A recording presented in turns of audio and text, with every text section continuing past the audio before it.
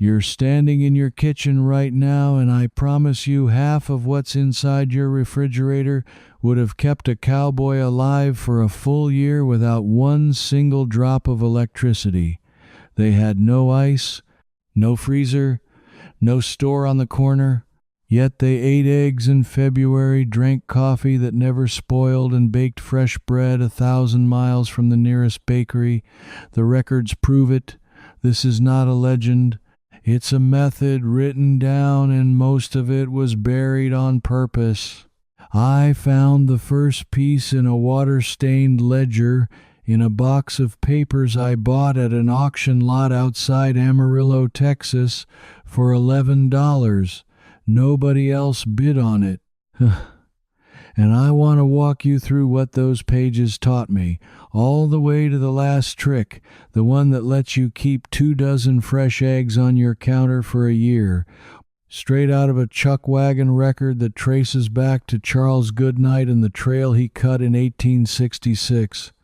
You don't need a ranch, you don't need land, you need a kitchen and about 10 minutes.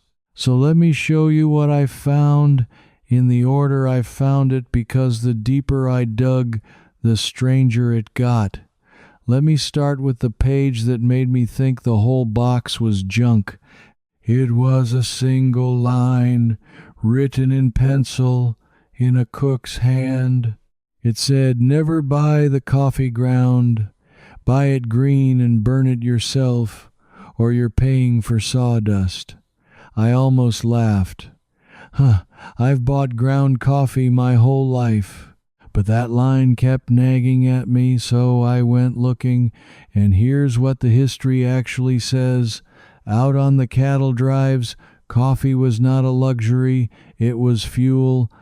A trail hand might drink 6 or 7 cups a day, and the cook, the man they called the koozie, guarded that coffee like it was gold. Now here's the part I didn't know. Before the 1860s, cowboys bought green coffee beans and roasted them in a cast-iron skillet over the fire themselves, because ground coffee sold in stores was routinely cut with ground chicory, burnt breadcrumbs, and even brick dust to stretch it and cheat the buyer. The cook roasted his own so he knew exactly what was in the cup. Then in 1865, a man named John Arbuckle changed everything. He figured out how to coat roasted beans in a glaze of egg and sugar to seal in the flavor, and he sold it in 1-pound bags under the name Ariosa. Cowboys loved it so much that on some ranches, Arbuckles simply became the word for coffee. Each bag even had a peppermint stick inside, and the cook would call out that whoever fetched the firewood got the candy. That's real. That's in the record. But here's what the cook's pencil line was really telling me, and here's how you use it today. The reason your coffee at home goes flat and bitter is not the beans. It's that ground coffee starts losing its oils and going stale within days of grinding, and most of what sits on a shelf was ground weeks or months ago. The cowboys knew a whole bean holds its life inside its shell until you break it. Buy whole beans, grind only what you need that morning, and you will taste a difference that no expensive machine can give you. The koozie protected his coffee's freshness with the same instinct 150 years ago, and it cost him nothing. So that first page checked out. 1 point for the dead cook. But it also opened a question I couldn't shake. If they were that careful about coffee going stale, what did they do about bread? Because you cannot carry fresh bread across Texas in July? Or so I thought. The next pages proved me wrong, and this is where it stopped being cute and started being genius. There was an entry about a keeping crock, and beside it a warning I've now seen echoed in 6 old trail accounts. It said the cook slept with a covered pot beside his own bedroll, and if that pot ever froze or died, the whole outfit went without bread until they reached a town. I read that and thought the man was guarding gold again. He was guarding something alive. It was a sourdough starter, a living culture of wild yeast and bacteria in a paste of flour and water, and every chuck wagon on the trail carried one. Here is the thing that stunned me.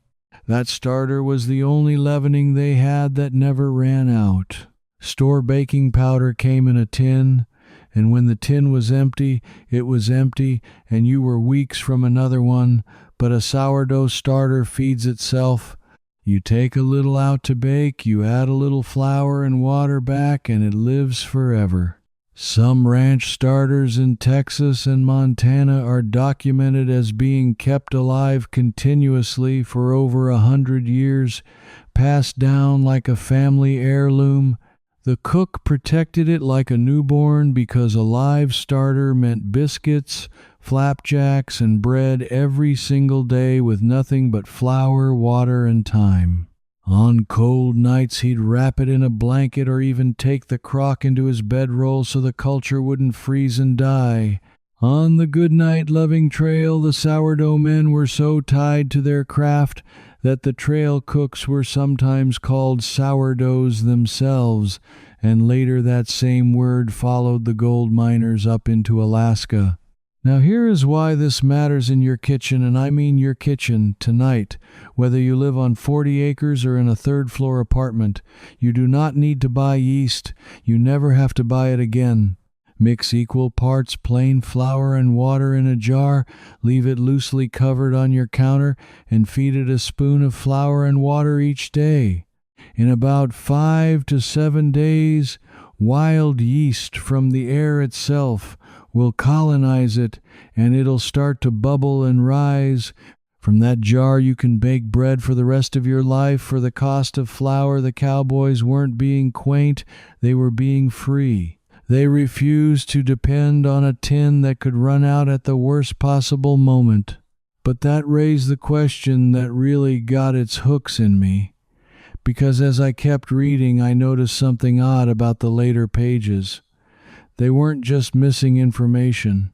Somebody had gone back through this ledger and torn pages out. And the torn pages were all about one subject. Let me come back to that because you need the next piece first to understand why anyone would bother.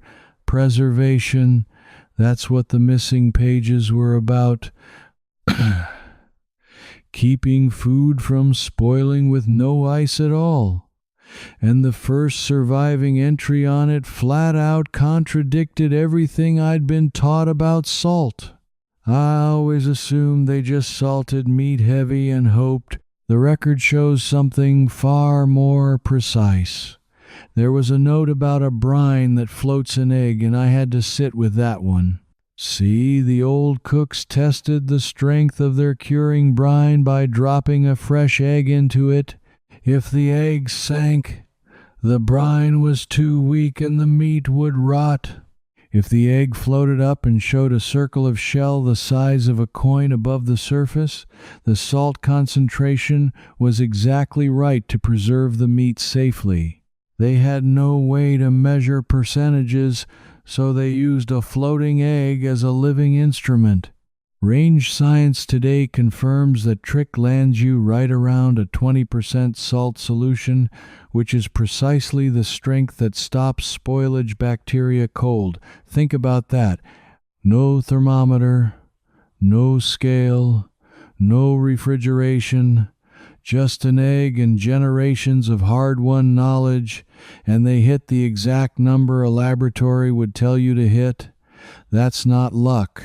That's a method refined by men who would get deadly sick if they got it wrong. And they didn't stop at meat. The same pages talked about packing butter down under a layer of salt brine in a crock and burying crocks of it in the cool earth or lowering them into a well on a rope. where the ground stayed near 55 degrees year-round. They called some of these a spring house, and the principle is the reason your basement is cooler than your attic. The earth is a refrigerator that never needs power. Homesteaders kept butter, milk, and eggs fresh for weeks this way, and some families in cattle country were still doing it well into the 1950s because it simply worked and it cost nothing to run. Now I know what a lot of you are thinking because I thought it too. You're thinking, that's fine for a man with a well and a plot of dirt, but I've got a kitchen sink and a parking lot. This is the part I want you to lean in for because I dug specifically to answer that, and the answer is better than I expected. You don't need a spring house.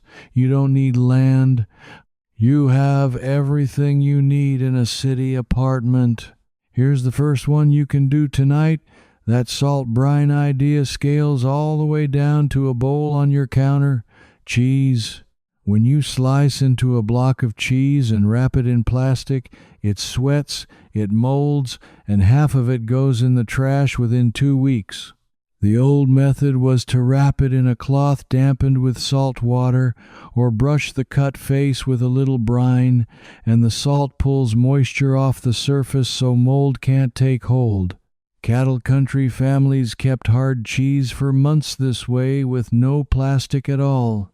Wrap your cheese in a lightly salted cloth or in wax paper instead of plastic wrap and watch how much longer it lasts.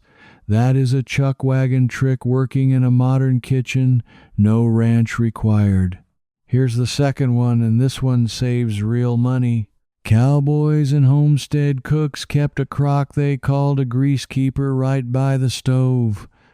Every time they cooked bacon or rendered fat, they strained it and saved it, and they cooked with that same fat again and again.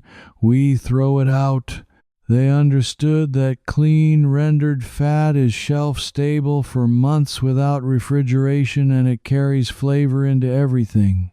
Keep a clean jar, pour your strained bacon fat into it, keep it in a cupboard, and use it to fry eggs and potatoes and cornbread.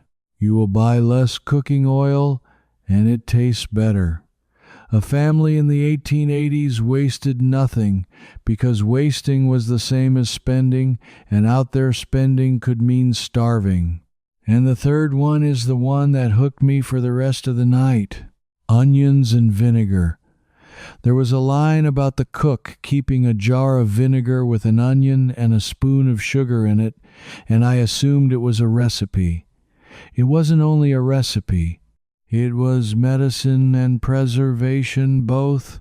Raw apple cider vinegar carries what's called a mother, a living colony of good bacteria, and the old cooks used a splash of it to keep other foods from turning, to settle bad stomachs on the trail, and to clean out a greasy pan when they had no soap. You can put a cap full of vinegar in your rinse water and clean a cast iron skillet spotless without ever using soap that would strip its seasoning. That single habit is why a cowboy's skillet lasted 50 years and yours might not last 5. So now 3 separate pieces had checked out: the coffee, the sourdough, the preservation, every one of them real, every one of them tested by science, every one of them free. And that's exactly when I went back to those torn-out pages, because a question was burning a hole in me. Who tears pages out of an old cook's ledger, and why only these? And if you want to go deeper into that method, not just the brine trick, but the full connected system these cooks built around it, I've put the most complete version of what I found into a book called Frontier Habits. It walks through the preservation techniques, the self-sufficient kitchen habits, and the reasoning behind each one, the way a ledger does, piece by piece, so you can actually use them. You'll find the link in the description below. Now let's keep going. because the same hands that perfected that floating egg brine didn't stop at meat. Here is what I finally pieced together, and it changed how I read the whole box. The pages that were torn or blotted out all dealt with keeping food without buying anything. No store, no supplier, no product. And that's the pattern I started seeing everywhere once I knew to look. As the railroads pushed into cattle country in the 1870s and 1880s, companies began selling canned goods, factory baking powder, packaged coffee, and ice boxes that needed ice you had to buy by the block. There was suddenly money to be made in convincing a self-sufficient people that they couldn't feed themselves without a product. And the knowledge that made a family independent, the sourdough crock that never needed yeast, the brine that never needed a refrigerator, was quietly allowed to fall out of the cookbooks and the catalogs. Nobody sent a man to tear a page out of my ledger to hurt me, but I believe somebody somewhere down the line understood that a wife who could keep eggs for a year without an icebox was a customer they were going to lose. And little by little, over a couple of generations, we simply stopped teaching it. Your grandmother might have known. Her grandmother certainly did. And by the time it got to us, it was gone, replaced by a monthly bill and a trip to the store. That made me want the last pages more than ever, because if the most valuable knowledge was the knowledge that set you free, then the best trick in the whole box would be the one somebody most wanted forgotten. And when I finally reconstructed it, from the surviving corner of a torn page and 2 matching entries in a separate ranch record, I actually said out loud, that can't be right. But it is. Range and food science departments have confirmed it. Let me give it to you now, because this is the one you'll tell people about. It's eggs. Fresh eggs, kept on a shelf, no refrigeration, for as long as a year. Here's how I found it. The corner of one torn page had just 3 words left, the lime water, and a number, 9 months. I didn't understand it until I found a second ranch ledger from a spread in the Texas Panhandle that laid the whole thing out. And then I found the science, and my jaw dropped. Here is what they knew. A fresh laid egg comes out of the hen coated in a natural layer called the bloom, an invisible seal that keeps air and bacteria out of the shell's thousands of tiny pores. The moment you wash an egg, you strip that bloom off, and that is the single biggest reason store eggs must be refrigerated, but an unwashed farm-fresh egg still has its seal. The cowboys and homesteaders figured out how to reinforce that seal and lock the egg in a kind of suspended animation. They used one of 2 methods, and both still work perfectly in your kitchen today. The first is called water glassing. You take fresh, unwashed eggs and you submerge them in a solution of water and pickling lime, which is calcium hydroxide, in a crock or a bucket. The lime water seals the pores of the shell completely and creates an environment where nothing can grow. Eggs stored this way have been documented to stay fresh and edible for 12 to 18 months at room temperature. The United States government actually promoted egg preservation methods like this during the World Wars to help families stretch food, and then it quietly disappeared from the common knowledge once refrigerators were in every home. The second method is even simpler, and it's the one from that torn page. You coat each fresh, unwashed egg in a thin layer of fat, or of a mineral oil, or historically even lard, sealing those pores by hand, one at a time, and you store them small end down in a cool cupboard. Turning them over gently once a week keeps the yolk centered. Farmers in the 1800s kept whole winter's worth of eggs this way, from the fall when hens lay heavy, straight through to spring when they slow down. Let me tell you how to do it this weekend, because it costs almost nothing. Get fresh eggs that have never been washed, which means from a farm stand, a farmer's market, a neighbor with chickens, or your own coop. This is the one rule you cannot break, because store eggs are already washed and their bloom is gone. Then either buy a small bag of pickling lime, mix about 1 ounce of it into a quart of water, and submerge your clean unwashed eggs in a crock with the lime water an inch over the top and put the lid on. Or, for the oil method, just rub a light coat of food-grade mineral oil over each unwashed egg and set them in a carton in your coolest cupboard. Either way, you now have fresh eggs waiting for you months from now, with no electricity, no cost to keep them, and no dependence on anyone. That's the last page. That's the one somebody was happy to see forgotten. A family that can keep a year of eggs in a bucket in the pantry is a family that doesn't panic, doesn't overpay, and doesn't need permission. That is the entire spirit of the chuck wagon in 1 bucket of lime water, and it traces straight back through those ranch ledgers to the trail cooks who couldn't run to a store because there was no store for 500 miles. I want you to understand what those men were really doing, because it's bigger than any single trick.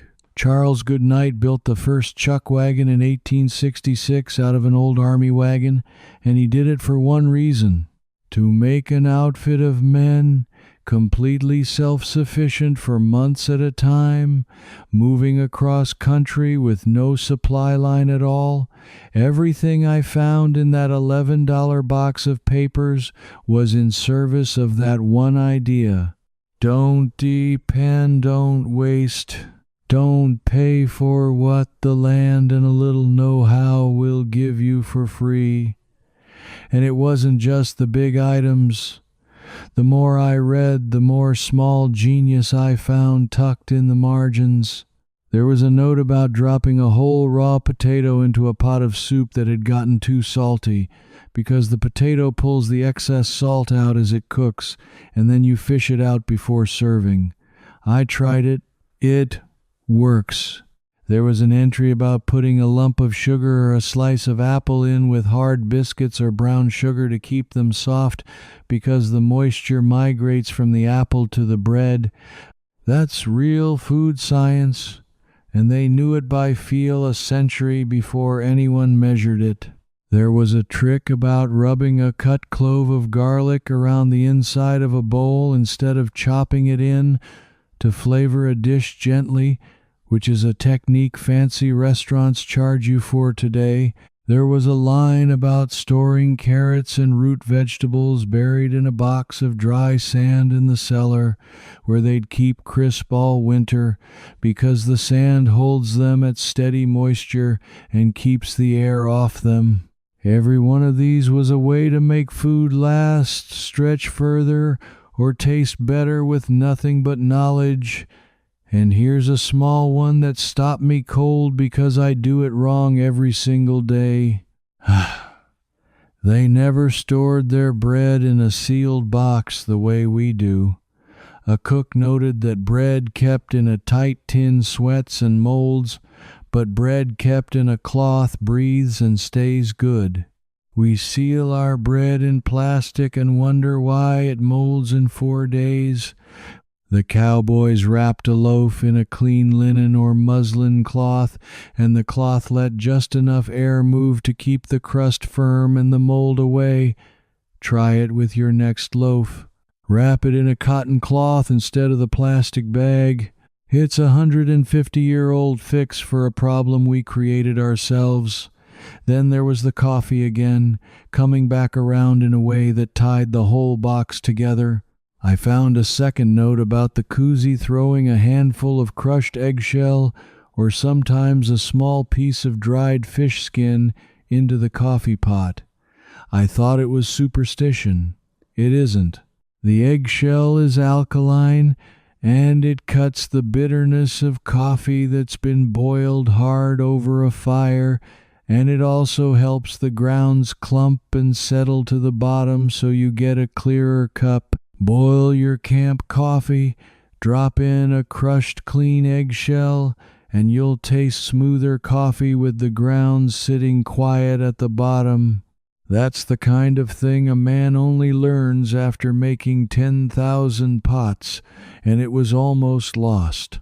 The deeper I got, the clearer the pattern became. Not one of these tricks required a factory. Not one required a subscription, a store run, or a monthly payment. Every single one made the person who knew it a little more free and a little harder to sell to, and that, I've come to believe, is exactly why they slipped out of our kitchens. Nobody makes money teaching you that you already have what you need. I'll tell you the moment it all landed for me. I was standing at my own counter at about 2 a.m. with that torn ledger page under a lamp, rubbing mineral oil on a dozen eggs a neighbor with a coop had given me, and I realized I was doing something with my own hands that a woman on a homestead did in 1885 for the exact same reason she did it, to not be at anyone's mercy come winter. Those eggs are still in my cupboard, they're still good, and every time I crack one I think about how close we came to losing the knowledge entirely, and how $11 in a box nobody else wanted put it back in my hands. So let me leave you with the truth of the whole thing plain. Everything you need to feed yourself with a little more freedom is not new, and it is not for sale. It's old, it's proven, and it was quietly taken out of the cookbooks while we weren't looking. What you just watched me piece together isn't a set of quaint old habits. It's a way of living that put the family in charge of its own table, and I think you feel the pull of that as strongly as I do, or you wouldn't have stayed with me this long. You're the kind of person who trusts a 100-year-old ledger over a shiny promise from a company that wants you paying forever. That's not old-fashioned, that's just sound. And I'd rather stand in that company than any other. Now I want to hear from you, and I mean it, because this crowd doesn't speak up unless I ask plainly, so I'm asking. Of everything in that box, which one are you actually going to try first? The sourdough starter that never runs out, the lime water eggs, or the salt brine you test with a floating egg? Tell me in the comments. And tell me where you're watching from, because I want to know how far across cattle country and beyond this old knowledge is traveling tonight. Type it out, I read them. If you want to keep pulling this stuff back into the light with me, one record at a time, then come along and subscribe, because this is what we do here. We recover what was taken and we put it back in working hands. Because the very next box I've been going through has a page about how they kept meat safe through a Texas summer with nothing but a wet cloth and a shaded breeze, and I did not believe it until I tested it myself. I'll show you what I found. Don't go anywhere. Now this video gave you the overview, but there's more. I'm inviting you into the frontier circle where I pick up right where we just left off. Inside, you can ask me your own questions, and a real person, me, answers you myself. And you won't be alone. You belong here beside folks just like you. Just point your phone's camera at the code on the screen, and you can cancel any time, no risk. If you enjoyed these old cowboy tricks, stay right here with me.